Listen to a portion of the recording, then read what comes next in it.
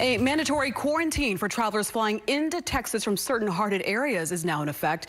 DPS troopers are stationed at airports around the state to enforce the new executive order from Governor Greg Abbott.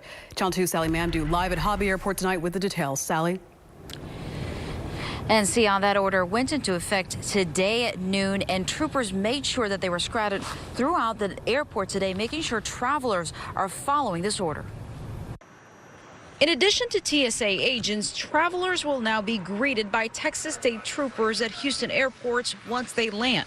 This is part of Governor Greg Abbott's executive order, the state's latest efforts to curb the spread of COVID-19. Those entering the state of Texas through an airport, either in New York, New Jersey, or Connecticut, will be subject to a mandatory self-quarantine for 14 days or for the duration of their stay in Texas, whichever is shorter.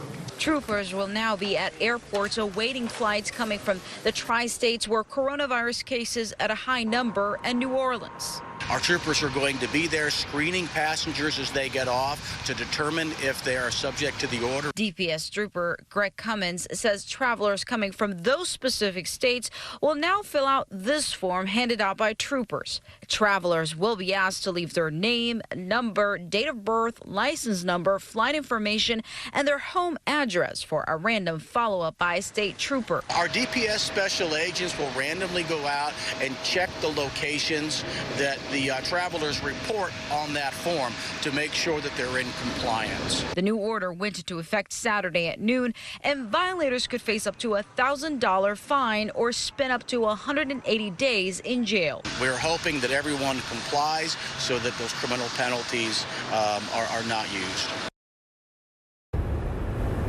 And DPS says that troopers will be out here at Houston airports until this order is canceled.